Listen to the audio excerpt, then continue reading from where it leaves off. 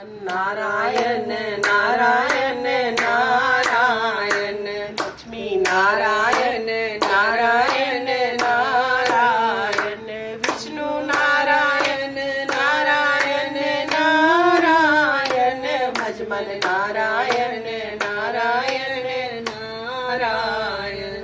बोल लक्ष्मी नारायण भगवान की जय। कार्तिक मास का 12वां अध्याय। ये कथा सुनकर राजा पृथु कहने लगे कि हे नारद जी, आपने कार्तिक महात्म्य का बड़ा उत्तम फल कहा, अब कृपा करके तुलसी का महात्म्य भी कहिए। ये सुनकर नारद जी कहने लगे कि हे राजा पृथु, प्राचीन काल में सहस्त्रादि क्षेत्र में करवरीपुर में धर्मदत्त नाम वाला एक ब्राह्मण था। वह बड़ा ब्रह्म ज्ञानी, धर्मात्मा और ओम नमो भगवते वासुदेवाय इस मंत्र का जप करने वाला और अतिथि सेवक था।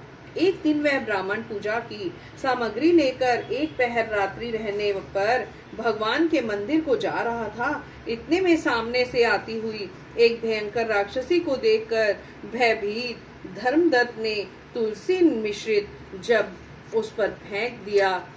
उस जल के शरीर पर लगते ही उसके सब पाप दूर हो गए। वह हाथ जोड़कर धर्मदत्त के पैरों पर गिर पड़ी। तब धर्मदत्त कहने लगा कि तुम कौन हो और किस पाप के कारण तुम्हारी यह दशा हुई, ये मुझसे कहो। वह कहने लगी कि सौराष्ट्र देश में भिक्षु नाम का एक ब्राह्मण था। उसकी मैं पहली पत्नी थी और कल्हा मेरा नाम था।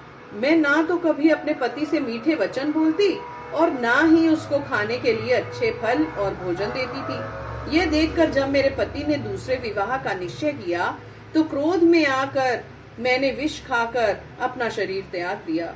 तब यमदूत मुझको बांधकर यमराज के पास ले गए। इसके पश्चात यमराज को चित्रगुप्त मेरे अच्छे और बुरे कर्मों को बतलाते हुए बोले कि हे महाराज, इसने आत्महत्या की है, इसलिए प्रेत योनि में जाए।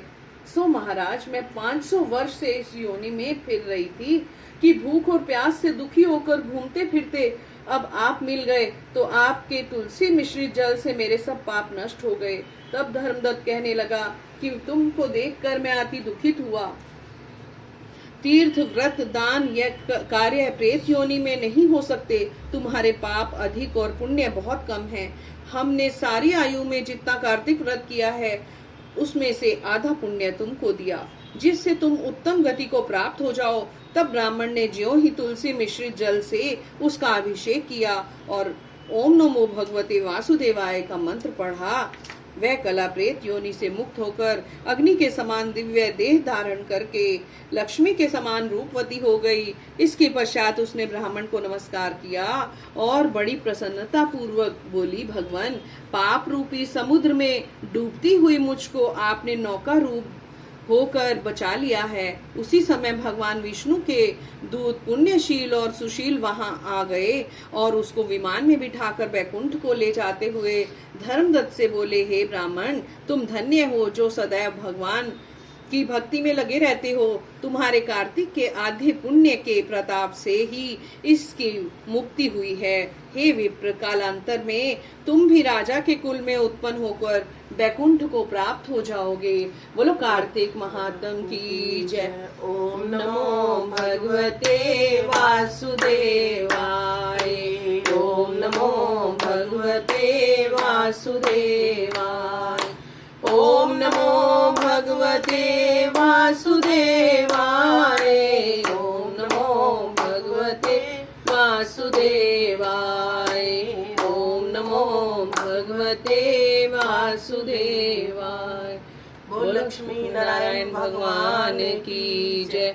तुलसी मैया की जय।